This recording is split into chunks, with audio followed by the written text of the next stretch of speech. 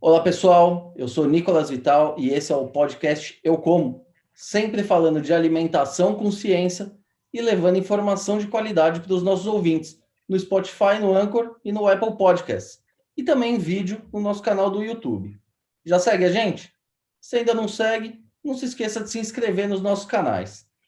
Muito bem, hoje nós vamos falar sobre um assunto muito interessante e que pode contribuir para uma alimentação mais saudável no nosso dia a dia: as hortaliças.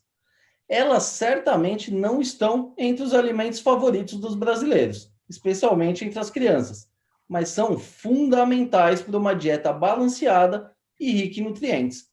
Mas para tentar mudar esse cenário, baseado em muita informação, a Embrapa criou um programa chamado Hortaliça Não É Só Salada, que fala sobre esse grupo de alimentos de forma ampla e descomplicada.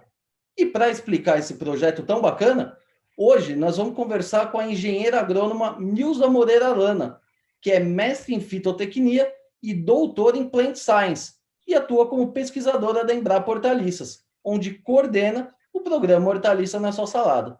Doutora Milza, obrigado por aceitar o nosso convite. É uma honra ter a senhora com a gente aqui hoje. Obrigada, Nicolas. É uma honra participar do programa. Agradeço meu nome em nome da Embrapa. Muito bem. Doutora, hoje a gente tem aí um tema amplo, né? Porque hortaliça, enfim, é muita coisa que está abarcada aí sobre essa palavra, né?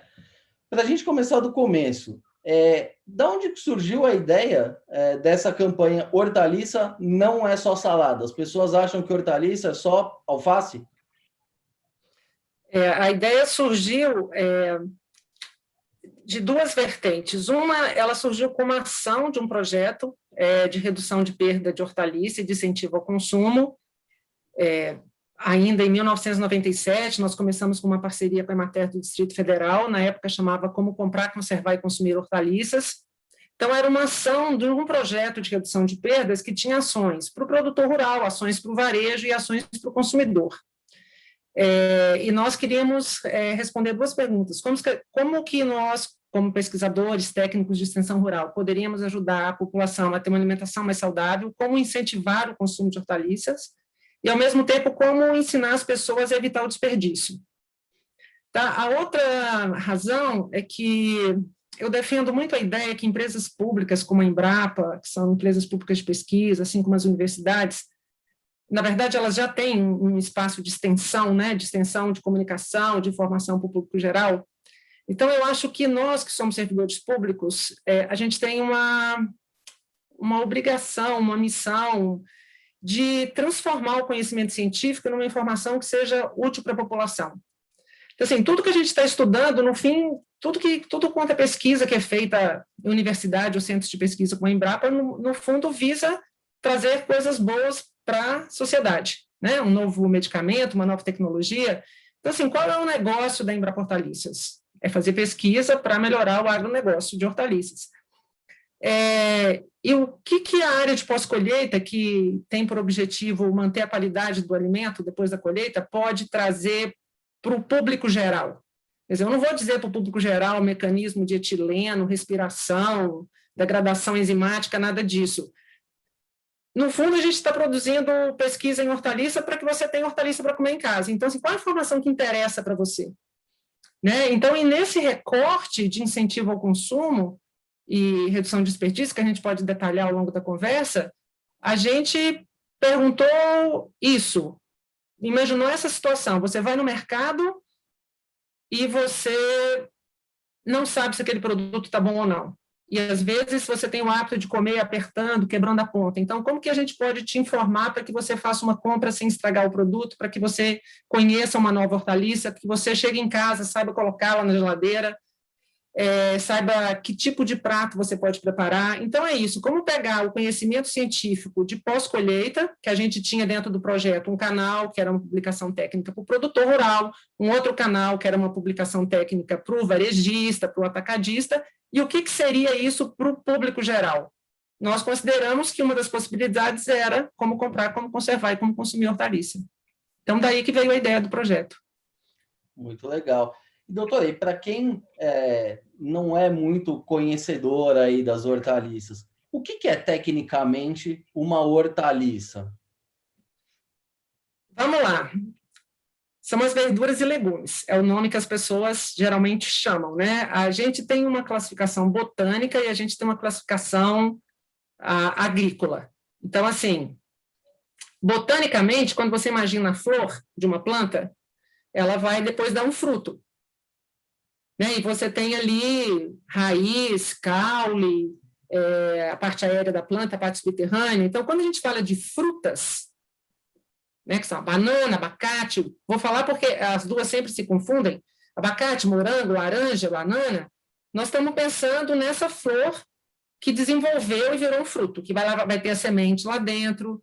E aí, claro, biologia sempre tem exceção, você tem a banana que não tem semente, mas isso é uma longa história, vamos deixar do lado. Quando a gente pensa nas frutas, a gente pensa nessas que a gente geralmente come como sobremesa, como suco, que são plantas, em geral, de ciclo mais longo, né? Você planta uma goiabeira, ela vai dando goiaba todo ano. Quando você vai para as hortaliças, que as pessoas no dia a dia chamam de verduras e legumes, elas são aquelas plantas de ciclo anual. Então, eu planto, colho, eu tenho que semear de novo o ano que vem, que são plantas de ciclo muito curto e que, no geral, a gente come como a parte salgada da comida, aquilo que a gente come com arroz, feijão e a carne. Então, assim, o nome verduras e legumes, quem é da agronomia não gosta muito, porque legume confunde com leguminosa, que era a antiga denominação dos frutos das famílias das leguminosas, que são grão de bico, lentilha, ervilha, feijão. E a palavra hortaliça, ela vem de horto, né? Horto botânico, que eram nos 1700 antigamente, aquelas hortas, que as pessoas cultivavam essas plantas de ciclo curto. Então, resumidamente, são as verduras e legumes. Eu fiz a menção à fruta, que é o termo geral, porque dentro do grupo das hortaliças, você pode ter hortaliça que vem da raiz da planta, como a cenoura, você pode ter hortaliça que vem da folha da planta, como a couve, que vem do fruto, como o tomate, que vem do caule, de um pedaço do caule, como a beterraba, e assim sucessivamente. E tem aquelas que vêm, então você tem a hortaliça fruto. Então, o tomate é uma hortaliça fruto e o abacate é uma fruta. Verduras e legumes é o que a população mais conhece. A senhora já começou a responder a minha próxima pergunta. Eu ia perguntar do tomate, se ele é considerado uma hortaliça ou uma fruta. Ele é uma hortaliça fruto. Quando eu uso a palavra fruta no feminino, eu estou me referindo ao uso culinário e ao tipo de produção agrícola, né? Plantas perenes que eu uso como sobremesa, suco, prioritariamente, né? Eu posso muito bem usar um abacate na salada. E quando eu uso a palavra fruto, eu estou me referindo à parte botânica, a parte da planta da qual aquela hortaliça se origina. Então, você vai ver que, então, o tomate, ele é uma hortaliça, porque ele é uma planta de ciclo anual, de ciclo rápido. Ele é uma hortaliça fruto, porque ele é proveniente do fruto da planta que se desenvolveu após a fecundação da flor. A cenoura vai ser uma hortaliça raiz, a couve vai ser uma hortaliça folha. E quando você vai lá para o grupo das frutas, você vai ter aquelas frutas que são frutos compostos, como o morango, que cada pedacinho daquele é um frutinho. Você vai ter a banana, que não tem semente, então ela se desenvolve por um outro processo. Mas aí são as peculiaridades da botânica. Fruta, uso, fruto, termo botânico. E, doutora, uma coisa assim, a senhora já citou várias culturas diferentes aí que estão incluídas no grupo das hortaliças. O ponto eu fiz uma entrevista não faz muito tempo com uma pessoa que trabalha no CEAGESP, e ele me falou que os 10 produtos mais vendidos lá respondem por 80% das vendas. O consumo, no Brasil, pelo menos, ele é limitado em poucas culturas? Como é que se dá isso? Nicolas, se você for ver a oferta, ela é muito variada.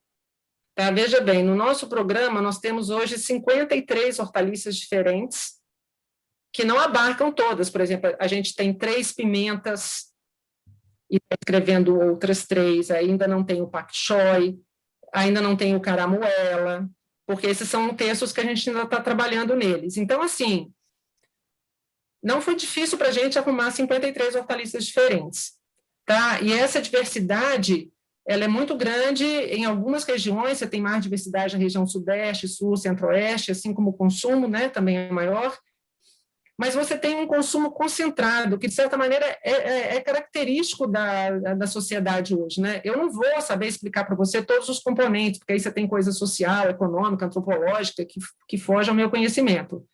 Mas o que eu sei é que a gente tem hoje o produto, o consumo concentrado, né? Batata, cebola, cenoura, tomate. Você mencionou a CEAGESP, eu fiz uma pesquisa de perda pós-colheita aqui em Brasília, em 2 redes diferentes, um trabalho de 8 meses, depois um trabalho de 6 meses, e isso me chamou muito a atenção, porque a gente tinha mais de 20 produtos diferentes só entre as folhagens, né? Diferentes tipos de alface, mostarda, almeirão, taioba. Veja que o brasileiro tem essa forma de comer pouco hortaliça, comer menos que o europeu. Eu morei na Holanda para o meu doutorado, eles não tinham a diversidade de folhagem que a gente tem aqui. Porém, aconteciam 2 coisas. Essa diversidade, ela era maior nos mercados localizados em áreas de maior renda. Então, plano piloto comparativamente às cidades satélites. A outra é que, apesar dessa variedade, o consumo era muito concentrado, assim, a quantidade, o volume vendido de alface crespa, couve e cheiro verde com coentro, eu não vou me lembrar os números de cabeça, mas é muito superior. A gente tem esses dados disponíveis no portal, no site da Embrapa. Então, a gente via muita, por exemplo, mostarda, agrião, rúcula, de excelente qualidade chegando no mercado e indo para a lixeira, porque as pessoas não compravam. Ele tem aquela diversidade, mas ele vai no alface crespa, na couve e no cheiro verde. Então, a gente tem as duas. Agora, quando você vai para outras regiões do interior do Brasil, você, às vezes, não tem essa diversidade que uma cidade como Brasília tem, por exemplo, no plano piloto. Você tem essa diferença. Mas, mesmo onde você tem a diversidade, o consumo é ainda muito concentrado. E, doutora, a senhora citou, por exemplo, a mostarda, né? Talvez seja algo um pouco distante da média da população, né? Seja algo mais próximo da alta gastronomia. É só uma percepção que eu tenho. Isso realmente acontece? O grosso da população não conhece muito bem esses produtos, e não que sejam caros necessariamente, mas que eles não sabem nem o que fazer com isso? Eu acho que essa é a questão-chave, porque, inclusive, a mostarda, que você citou como exemplo da alta gastronomia, no interior de Minas, ela é a hortaliça barata que todo mundo tem no quintal.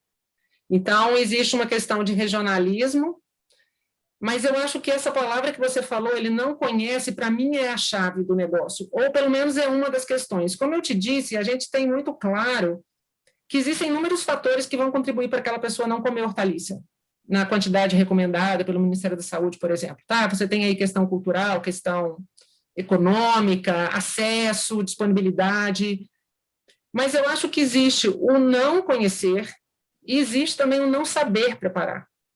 Porque, assim, por mais que eu goste das hortaliças, e eu gosto, eu não vou mentir para você, a hortaliça, ela exige preparo. Ela é diferente da fruta. Se você pegar uma manga madura, uma banana madura, uma maçã colhida no ponto certo, você só precisa lavar, descascar e comer. Ela está pronta, você não precisa colocar mais nada. Agora, uma berinjela, se você não souber preparar, ela não é saborosa. O brócolis, se você cozinhar demais, ele fica ruim. Existe em muitas regiões do Brasil, até porque a gente vem de um passado não muito distante, que grande parte da população não tinha acesso a uma alimentação, pessoas em estado de fome mesmo. Então, existe uma cultura que, se você começa a ter recurso, você vai no quê? No alimento que dá sustância. E que faz sentido. Veja bem, se você tem pouco dinheiro, você não vai comer alface. Vai comer pão, que te sustenta por mais tempo. Então, assim, esses são alguns dos fatores. Como eu te disse, não são todos. Mas eu acho que na hortaliça existe 3 aspectos que são os aspectos que o hortaliça não só salada lida com eles.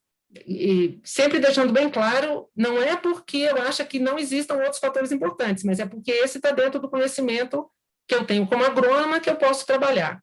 Um é a pessoa não conhece o produto. Eu, quando vim morar em Brasília, eu tinha mestrado em olericultura, mas eu nunca tinha visto maxixe na minha vida, eu não sabia para que servia o maxixe.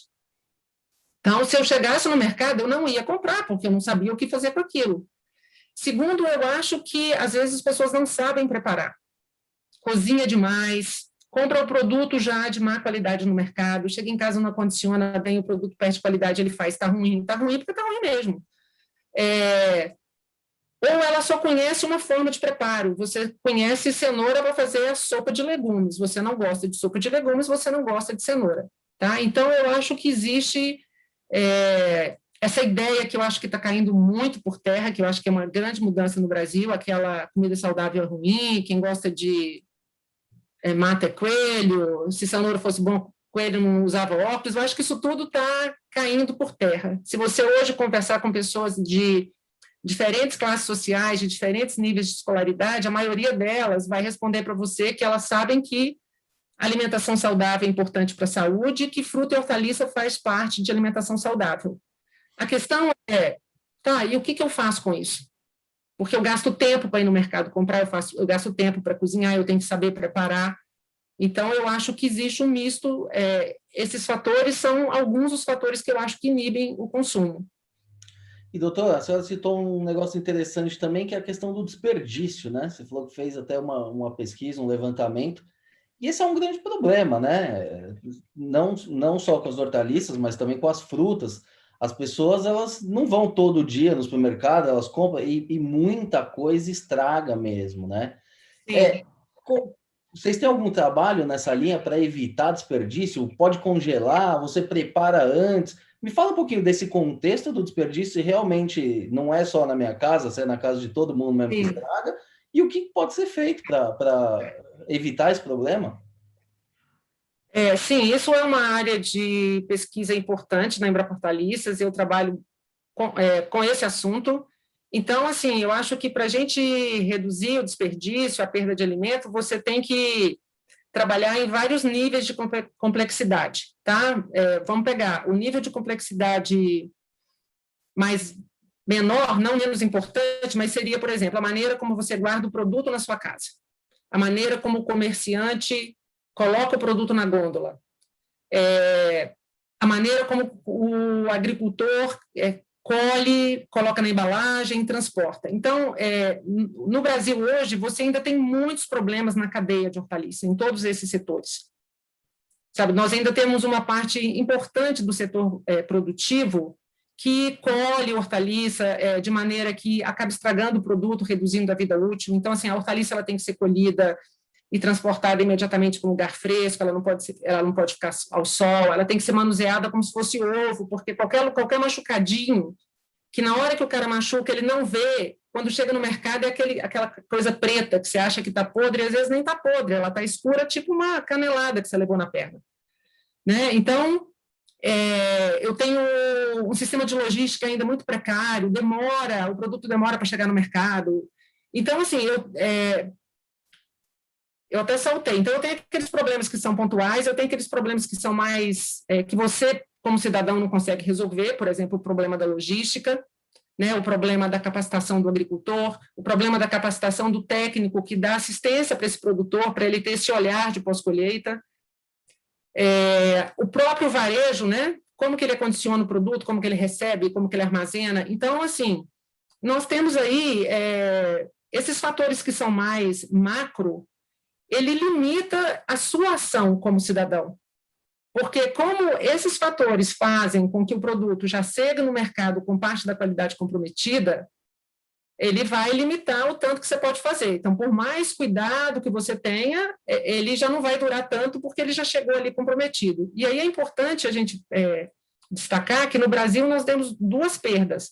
Nós temos a perda quantitativa, que é aquele alimento que vai para o lixo, que você perde, e você tem a perda de qualidade.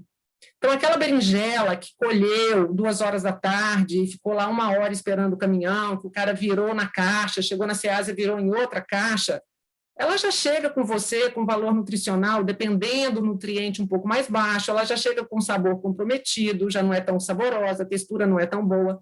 E claro que isso vai ter impacto em você voltar a comprar berinjela ou não.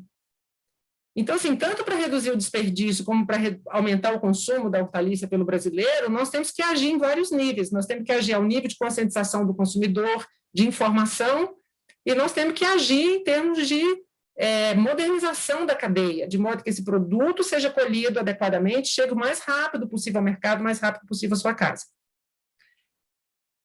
Na sua casa, é isso que o Hortaliça na Sua Salada traz.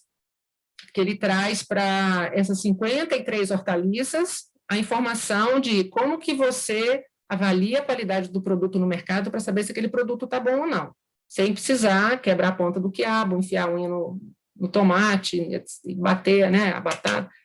Então, ele vai te dar indicações para você fazer uma avaliação visual. Tá? Então, a abobrinha, se ela já perdeu o brilho, é porque ela já está mais velha. A ervilha, quando ela está no ponto ótimo, aquela folhinha que tem ali perto do cabinho, ela está verdinha. Qual produto que o ponto de maturação é muito importante para definir a qualidade. E depois vai informar para você com dicas bem práticas, assim, ok, você comprou a abobrinha, chega em casa, não vai usar hoje, como é que você acondiciona? Pode ir para a geladeira? Pode congelar? Se congelar, congela como? Tudo isso tem no site. Tudo isso tem no site. E, doutora, uma coisa que eu achei muito interessante, você falou que se você pega um fruto e eventualmente amassa ele pode perder nutriente, inclusive? Você tem alguns nutrientes que eles são mais lábeis. Por exemplo, a vitamina C é o típico nutriente que é lábil. Então, se você colhe um pimentão e ele sofre estresse, o estresse porque ele passou calor, porque ele está num ambiente de baixa umidade, esses são produtos que são consumidos pela planta. Existem alguns compostos que eles são mais estáveis, por exemplo, a provitamina A, os carotenoides da cenoura. Você vê que a cenoura, ela murcha, ela continua alaranjada. O tomate, que tem licopeno, ele começa a apodrecer e ele continua vermelho. Então, esses são compostos mais estáveis. Eu tenho a vitamina C, que é o composto mais lábil.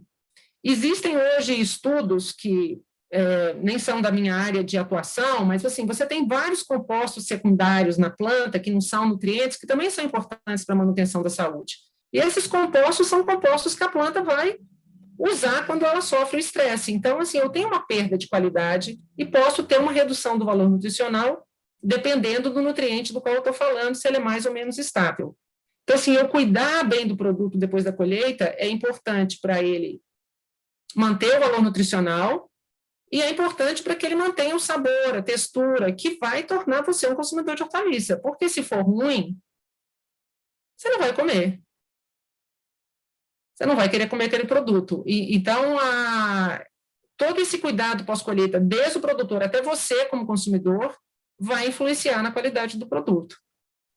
E, doutora, uma coisa que eu tenho visto cada vez mais, e isso imagino que não seja em todo o Brasil, seja mais nos grandes centros mesmo, são aquele saquinho que tem já a salada pronta, tem um gás lá dentro, e isso parece que aumenta a vida útil, né, das folhas, principalmente. O que é aquilo? Qual que é a mágica que tem ali dentro? E realmente ela dura mais quando ela fica ali naquele gás?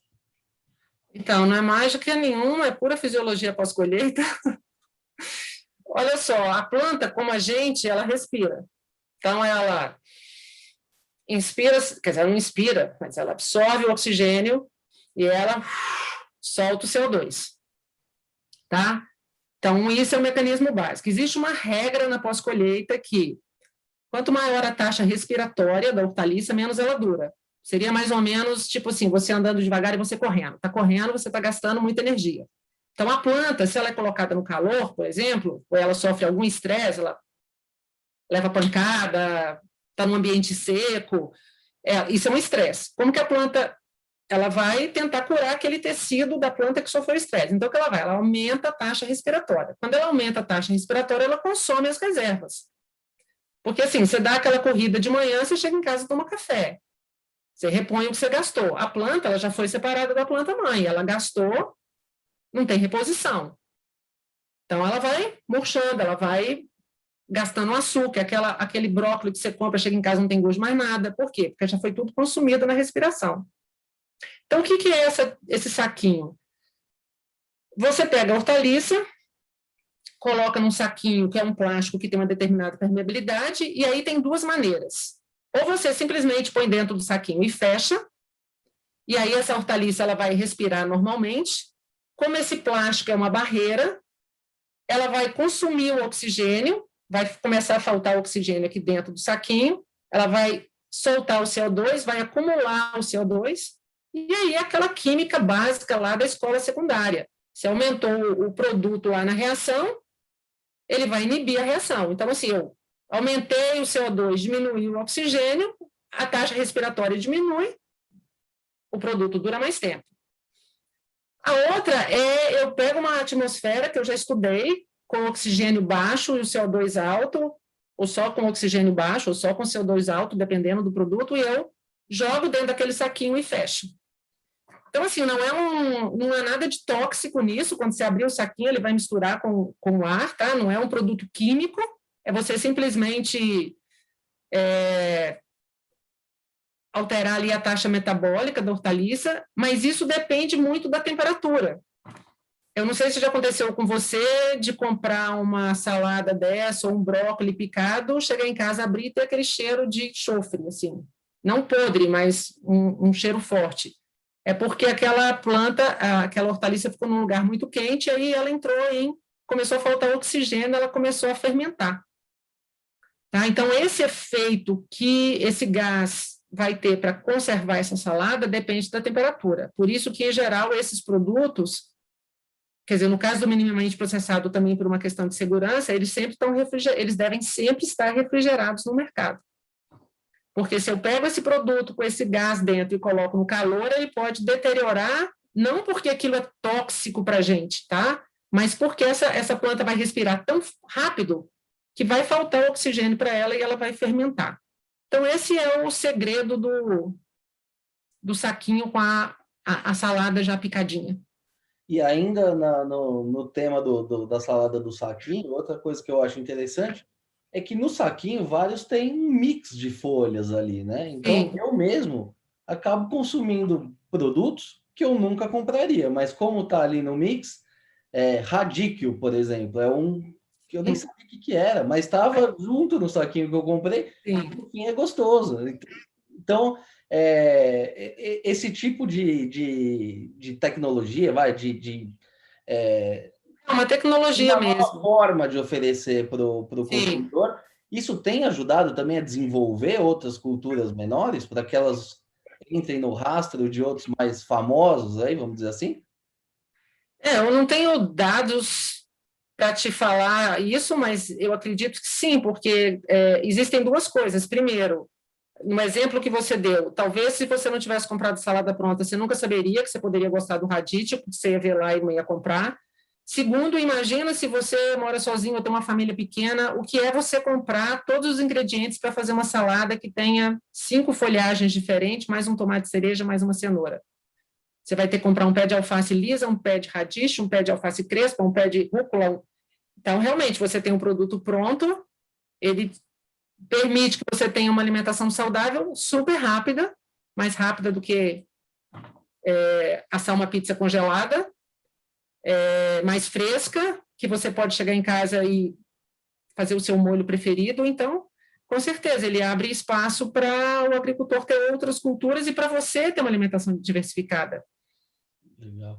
Muito importante. E, doutora, o programa Hortaliça Não É Só Salada, na verdade, é um guarda-chuva e ele tem outros subprogramas ali dentro, né? Eu entrei no site lá, recomendo quem está ouvindo aqui entrar lá também, porque tem muita coisa interessante e não tem nada de agronomês, é bem focado no consumidor mesmo, né? Sim. E alguns que me chamaram a atenção, hortaliça e dinheiro não se jogam fora, eu acho que a gente já conversou disso, essa questão do desperdício, né? Mas tem outros também interessantes, né? Quem quer saúde vai à feira, hortaliça combina com todas as refeições. Me fala um pouquinho também desse subprograma. Vocês estão querendo fazer um choque mesmo ali no consumidor para que ele tenha o máximo de informação possível. A minha ambição é ter o consumidor de hortaliça tipo sommelier de vinho. Ele sabe que o vinho combina com o quê, qual o terroir de cada vinho, É isso mesmo, a primeira sessão do livro é essa do site, né, e porque também tem livro, é esse Como Comprar, Conservar e Consumir, né, que tem então como consumir, a gente dá os tipos de prato que você pode fazer e tem as receitas, e essas receitas sempre são receitas muito simples, com ingredientes que você acha em qualquer mercado. Assim, a Embrapa não vai, nem tem gente para entrar em alta gastronomia. Isso tem muita gente que faz muito melhor que a Embrapa. A nossa ideia eu vou te dar duas historinhas que eu acho que são muito ilustrativas do que é o nosso objetivo com como comprar, como conservar e como consumir essas receitas. Uma pessoa bem jovem da minha família, tipo 18, 20 anos, que chegou para mim e falou assim, nossa, eu vi lá o material de tomate, não sabia que dava para fazer tanta coisa com tomate. Para mim, tomate é salada com alface e molho de macarrão. Porque ela tem receita de geleia, tem receita de farofa. Então, assim, uma pessoa de uma cidade urbana, de uma cidade, claro que é urbana, de uma cidade com mercado e tudo, que não sabia. A outra foi, a gente tem um folder que é o do Hortaliça Combina com Todas as Refeições, que eu vou falar, que é uma receita de frango assado com batata doce. E esses folders passam pela jornalista para ela corrigir o português. E aí ela chegou para mim na Embrapa e falou, eu fiz a receita, eu adorei. Já tem 3 fins de semana agora que eu faço frango com batata doce. Ok, ela fez a receita. Passou uns dias, ela entrou no ônibus da Embrapa e falou para mim, aqui, eu fiquei pensando, porque eu gosto muito de peixe. Se dá para fazer frango com batata doce, dá para fazer o peixe. Aí eu assei o peixe com batata doce, eu adorei. Quando foi daí um tempo, ela chegou para mim e falou assim, eu tinha abobrinha lá em casa, eu adoro abobrinha, eu fiz o peixe assado com abobrinha. Falei, nossa, você vai ser agora a garota modelo do programa, porque é essa a nossa ideia, que você descubra que você pode, quais tipos de prato você possa fazer com aquela hortaliça. Depois você mesmo vai criando os seus pratos. De repente você vai, então, por um site de um chefe de cozinha e vai fazer um prato mais elaborado, mas é quebrar mostrar para você a versatilidade, né? E aí, a sessão Hortaliça Combina com Todas as Refeições foi uma sessão pensando na seguinte situação. Você não tem o hábito de comer hortaliça, seja por que razão for, médico, filosofia, ouviu a entrevista da Embrapa e se convenceu, mas, tipo, começar por salada é muito para você. Então, a gente pegou vários pratos que são comuns da dieta do brasileiro, arroz, feijão, bolo, macarrão, torta, suco, e fez essa receita com hortaliça. Então, assim, você cozinha o arroz com a batata doce, você faz a carne moída com vagem e cogumelo, você faz a torta, que a massa é de inhame e o recheio é de espinafre, e assim sucessivamente. Então, assim, receitas para você fazer numa panela. E pensando em famílias, em pessoas que ou moram sozinhas, ou têm famílias, mas que os pais trabalham fora, às vezes tem uma ajudante em casa, mas, tipo assim, você trabalha, tem trânsito. Como é que você coordena tarefa de escola, trabalho, supermercado e alimentação saudável? Você tem que ter maneiras de fazer aquilo rápido, né? E de maneiras que você não tenha que radicalmente mudar seu paladar, mas introduzindo a hortaliça aos poucos e descobrindo. No caso do Hortaliça e Dinheiro Não Se Joga Fora, a gente tem hoje 2 textos, um específico sobre geladeira e um específico sobre congelador, que para você ter a durabilidade maior da hortaliça em casa, você tem que saber acondicionar esse produto na geladeira. Então, a gente diz qual produto você lava, qual não lava, antes de colocar na geladeira, como que você deve acondicionar o produto. No caso do congelador, qual que você tem que fazer branqueamento antes ou não, quais produtos podem ser congelados, quais não podem. E a gente vai ter daqui a pouco, porque nós estamos trabalhando junto com um analista do Ministério do Meio Ambiente, textos sobre o aproveitamento do resíduo sólido gerado, a compostagem, o impacto que tem a perda de alimentos. E aí, a seção melhor de cada hortaliça, eu acho que é a mais ambiciosa de todas, que é aquela que eu te falei, que é a nossa ambição de tornar o cidadão brasileiro sommelier das hortaliças. Então, lá a gente traz informação sobre o que é hortaliça hidropônica, o que é hortaliça orgânica, como é que você faz a sanitização, o que é uma hortaliça certificada, para que o consumidor possa fazer uma escolha mais consciente daquilo que ele espera do do produto, né? E também para valorizar o trabalho do produtor rural, Nicolas, porque às vezes você tem um produtor que investe numa certificação de qualidade, numa produção integrada, e ele tem lá o produto com um selo e o consumidor final não reconhece aquilo, não sabe que aquele produto tem uma garantia extra de qualidade. Então, essa é a ideia esses são os temas que a gente abarca no programa inteiro. E a senhora falou aí de branqueamento, o que pode lavar, o que não pode lavar antes de congelar. O que muda nessa história toda? Então, você pegar um morango... Pode lavar? Não, depende. Porque, por exemplo, o que acontece? Se você pegar um morango, por exemplo, chegar em casa e lavar para colocar na geladeira, ele é extremamente sensível. Você vai machucar e você vai estragar o produto. Então, esses produtos que são muito sensíveis, você deve guardar em geladeira, devidamente acondicionada, e lavar antes de consumir. Se você quiser lavar a berinjela, principalmente agora em tempos de Covid, né, que a gente higieniza tudo, mas, por exemplo, então você quer lavar a berinjela, quer lavar o chuchu, ok, você lava, mas antes de colocar em geladeira, se seca com um pano limpo ou com um papel, porque senão aquela água livre por cima vai favorecer o apodrecimento. E o branqueamento é uma técnica que você coloca o produto em água fervente por alguns minutos, em seguida bota em água gelada, que é uma técnica que inibe determinadas enzimas que continuam operando durante o congelamento e que vão fazer esse produto mudar de textura e de sabor. Você faz a pasteurização Não é uma pasteurização, porque a pasteurização é um processo microbiológico, né? É para matar micro-organismo. O branqueamento é para inativar enzima, para evitar que determinados processos químicos que naturalmente acontecem na planta parem enquanto o produto está congelado. Porque senão você congela aquela hortaliça, esse processo continua bem devagarinho, mas continua, e aí quando você vai comer, o sabor e a textura não são bons. E aí ele pode durar muito mais. A gente não recomenda congelador doméstico por mais de 6 meses, alguns livros falam em 12 meses, porque você não faz um processo industrial todo esterilizado.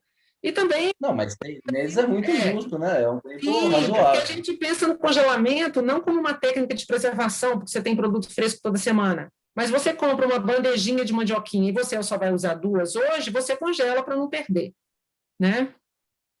Então, e a maioria dos produtos podem ser congelados. A maioria dos produtos podem ser congelados. Legal. E, doutora, tem um outro ponto aqui também, que é a questão da saúde, né? Até tem um subproduto também, quem quer saúde vai à feira. Como é que é essa questão dos nutrientes, né? Como eu disse no começo, as hortaliças, elas não são os alimentos favoritos das pessoas, né? Que nem ela fala, não, hoje eu quero comer uma feijoada. Não, hoje eu quero comer uma abobrinha. Isso é uma correção. Não é o alimento favorito de todas as pessoas. Para algumas pessoas é o alimento favorito. Da maioria, vamos dizer assim. Não dá para generalizar nunca. Mas, no fim das contas, a gente sabe que é o grupo mais importante, né, em termos de nutrientes, talvez junto com as frutas. Me fala um pouquinho desse Quem Quer Saúde Vai à Feira e quais são, de fato, os benefícios que só podem ser encontrados nas hortaliças. Sim, Nicolas, antes de falar dos nutrientes, assim, sem brincadeira, conversa séria, eu acho que muito do não gostar de hortaliça vem de não saber preparar. Eu concordo que vai ter uma hortaliça que provavelmente você nunca vai gostar. Então, você pode não gostar de rabanete, não importa como ele vem. Agora, uma pessoa que ela não gosta de nenhuma hortaliça, eu acho que ela não está sabendo preparar o alimento ou não está comprando produtos de boa qualidade, porque assim, o grupo é tão imenso, a versatilidade é tão grande, você pode preparar tantos tipos de prato, que se falar assim, a pessoa não gosta de nada, é muito difícil. Então, os nutrientes... No nosso grupo, na Embrapa, nós não temos nem médicos nem nutricionistas, né? Então, o site, o que ele faz? Ele reproduz as recomendações, que são as recomendações oficiais do Ministério da Saúde. Tá? Então, o que eu vou falar para você não é pesquisa da Embrapa, nem é pesquisa minha, é o consenso que existe hoje naquilo que são as recomendações feitas pelas sociedades médicas, tipo Sociedade Brasileira de Reumatologia, de Diabetes, de Cardiologia, principalmente o Guia Alimentar do Ministério da Saúde e as publicações da Organização Mundial de Saúde. Então, qual é o conhecimento que se tem hoje? O conhecimento que se tem hoje é que a alimentação saudável é um dos importantes componentes para a manutenção da saúde, tá? E que a alimentação saudável, ela inclui o consumo regular de frutas e hortaliças. Então, as frutas e hortaliças, elas são importantes na dieta, em primeiro lugar, porque elas são as principais fontes de vitaminas, de fibras, de sais minerais na dieta, né? Mas elas não são mais importantes que outros grupos alimentares. Então, assim, uma alimentação saudável, ela vai incluir outros grupos de alimento. Mas elas também são importantes porque elas trazem outros compostos que a ciência tem descoberto cada dia mais que fazem parte da manutenção da saúde, que não é a vitamina, o sal mineral, mas que tem importância. Então, quando você faz pesquisas assim, em que você pega uma determinada população de um país ou de uma região e compara com a dieta daquela população, geralmente há uma correlação muito grande entre o maior consumo de frutas e hortaliças e uma menor incidência de doenças crônico-degenerativas, não transmissíveis. A pressão alta, o diabetes, a obesidade, a constipação intestinal, alguns tipos de câncer. Então, e uma menor taxa de mortalidade geral. Eu posso estar trocando o nome correto, os médicos que me perdoem, mas assim, você tem, quando você pega todas as causas de mortalidade, né? Então, é um efeito bastante consistente de que uma alimentação mais saudável, você tem menos mortes por várias causas, né? Então, e o que as pessoas precisam saber no dia a dia? E isso é uma coisa muito bacana do Guia Alimentar. Quando você tem algum problema de saúde ou alguma limitação, restrição alimentar, você precisa procurar um profissional de saúde para te orientar, um médico, um nutricionista que vai te passar uma dieta. Se você não tem uma restrição alimentar ou não está doente, você não precisa de um computador e uma tabela química andando ao seu lado o tempo todo para você calcular quantas calorias, quantas gramas de vitamina A, quantas gramas de proteínas você está comendo. Se você tiver uma dieta diversificada, você tem lá os cereais, a proteína animal, a proteína vegetal, que são os feijões, sojas, lentilhas, grão de bico, frutas e hortaliças regularmente, você vai estar suprido dos nutrientes que você precisa. Então, a sua preocupação, vamos dizer assim, entre aspas, que eu não gosto muito dessa palavra, não é se preocupar em eu vou comprar o tomate porque o tomate tem licopeno, porque o licopeno atua no câncer de próstata. Eu vou comer brócolis porque o brócolis protege contra o câncer de pulmão. Porque você precisa de uma saúde geral. Você não sabe qual que é o problema que você vai ter, né? É bom você Você garante tudo. Exatamente. Então, resumidamente é isso, um efeito muito grande nessas doenças crônicas não transmissíveis, isso é um efeito bem claro, um efeito muito grande na mortalidade de causas, várias causas agrupadas, e o fornecimento das principais vitaminas, sais minerais e as fibras solúveis. E aí você entra com os outros grupos para completar isso aí. E a outra razão é porque a sua dieta fica muito mais saborosa se você colocar hortaliça nela.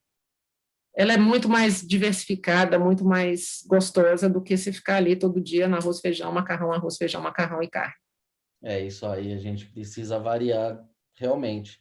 Doutora, essa conversa aqui está muito legal, mas infelizmente o nosso tempo já está chegando ao fim. Queria agradecer mais uma vez a tua participação aqui. Foi uma verdadeira aula para mim aqui, tenho certeza também para os nossos ouvintes.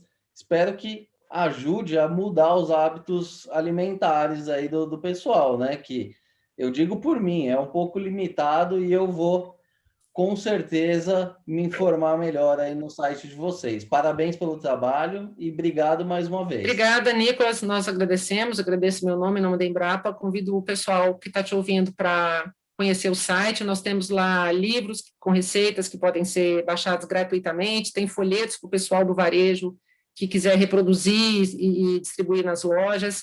A gente tem também lá um selo que o produtor rural ou o varejista pode baixar, colocar na embalagem, na gôndola, gratuitamente, não precisa assinar contrato com a Embrapa nem nada. É um selinho que traz a logo do site, né, que o consumidor pode chegar lá com o celular, e através do QR Code ele acessar o site. Tudo gratuito, disponível para quem quiser acessar. Isso aí, muito legal. Muito obrigada. E para quem tiver interesse, é só botar no Google aí, Embrapa, hortaliça não é só salada. Então, doutora, obrigado mais uma vez pela atenção. Obrigada, Nicolas. Tchau. Muito bem, pessoal. Essa edição do podcast Eu Como vai ficando por aqui. Se gostou da entrevista, não se esqueça de seguir os nossos canais no YouTube, no Spotify ou na sua plataforma de streaming favorita. Aproveite e siga também no Facebook e no Instagram.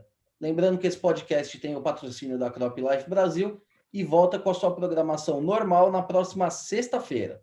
Por hoje é isso e até a próxima.